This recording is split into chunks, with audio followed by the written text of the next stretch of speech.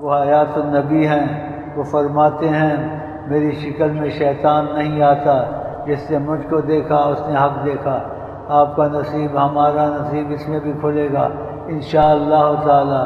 اکا دکا کے تو کھلے ہوئے ہیں، لیکن ہم چاہتے ہیں سب کے کھل جائیں، لیکن سب ایسے بنتے نہیں ہیں، بیچ میں سنگین غلطیاں کرتے ہیں اور غلط زبان استعمال کرتے ہیں، آپس میں جھگڑا ہوتا ہے، گالی گلوچ تک پہنچ جاتے ہیں۔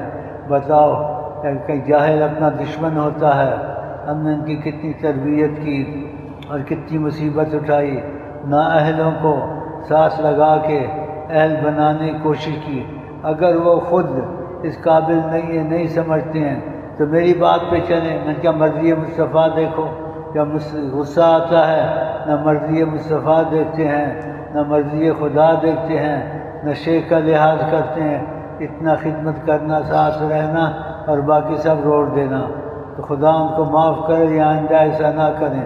آئندہ ایسا کریں تو خدا اس سے پہلے ایسے کرنے سے ان کو ایمان پہ وفات دے دیں، کیونکہ نبی کریم کے دل کا ملال اچھا نہیں ہے۔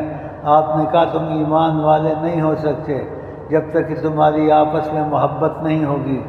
آپ نے کہا کوئی حق پر بھی ہو، حق کو چھوڑ کے ہٹ جائے تو میں اس کا جنت کا ضامن بنتا ہوں۔ تو اور کیا چاہیے؟ اس سب کو بھول گیا، اپنے غصے کو نکالا اور گالی گلوچ تک پہنچا۔ اگر اس نے غلطی کی، گالی گلوچ کی یا کچھ کیا، تم نہ کرتے، تم نے کم کی، تو دونوں ایک جیسے ہو گئے۔ تو ان کو خدا سے معافی مانگنی چاہیے، کوئی صدقہ دینا چاہیے۔ بہت ظلم کیا، اور سب سے بڑا ظلم اپنے پر کیا کہ نعمتوں کی قدر نہیں کی، نبی کریم کی باتوں کی بے قدری کی ہے جی۔ پہلے بھی سمجھاتا رہا، اب بھی سمجھا، یہ آخری سمجھانا ہے میرا۔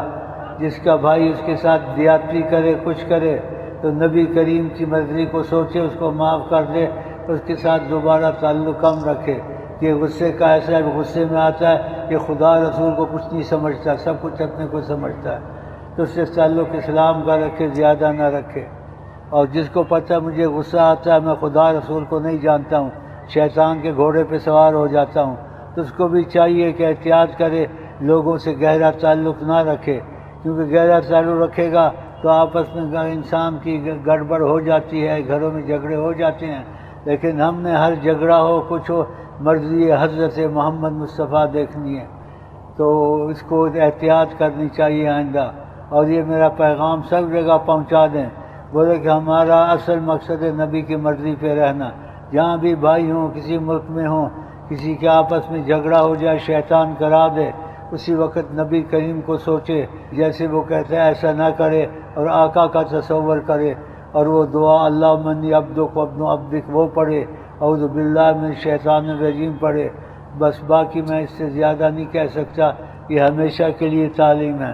ہم کو نبی عظیم کی مرضی سے باہر نکلنا نہیں چاہیے، ان کی نظر طفیل سے سب بہارے ہیں، یہ سب کچھ بھول جانا کہ اللہ تعالیٰ ان کو ٹھیک کرے، کیونکہ ماں باپ اولاد کے لیے اچھی ہو بری ہو، وہ ان کی خیر ہی چاہتے ہیں۔ یہ اچھے ہیں برے ہیں میرے ہیں، میں ان کے لیے خیر ہی چاہتا ہوں، ان کے لیے ہمیشہ نبی کریم کے دربار میں سفارش رکھوں گا، اور خدا کرو میری سفارش آپ سب کے حق میں جو اچھے ہیں یا غلط ہیں یا ان کو صلاحیت نہیں ہے، خدا کرے قبول کر لیں اور ان کو معافی میں رکھیں، کیونکہ ان کے دل کو ملال زیادہ آ گیا، ان کا سب کچھ چلا جائے گا۔ کیونکہ نبی کریم کی بے قدری، ان کی بات کو اہمیت نہ دینا اور مغرور ہو جانا، یہ اچھی بات تو نہیں ہے۔ تو اتنا میں نے کہہ دیا، یہ پیغام سب جگہ پہنچا دیں، اور نبی کریم کی باتیں یاد رکھیں کہ ان کی مرضی پہ چلنا ہے۔ انہوں نے کہا تم ایمان والے نہیں ہوگے جب تک تمہاری آپس میں محبت نہیں ہوگی، اور کہا کہ جو حق پر بھی حق پہ ہٹ جائے، وہ سچا تھا، حق پر تھا، اس پر زیادتی ہوئی لیکن ہٹ گیا، بولا میں معاف کرتا ہوں، تو اس کی ضامن ہوں جنت کا۔ تو آپ کا ضمانت جنت کی آپ دیتے ہیں، ہمیں قبول ہے، لیکن جنت کی ضمانت سے زیادہ آپ ہم کو عزیز ہے، ہم کو جنت نہیں چاہیے، آپ کی خوشی چاہیے انشاءاللہ تعالی۔ وہ حیات النبی ہیں، وہ فرماتے ہیں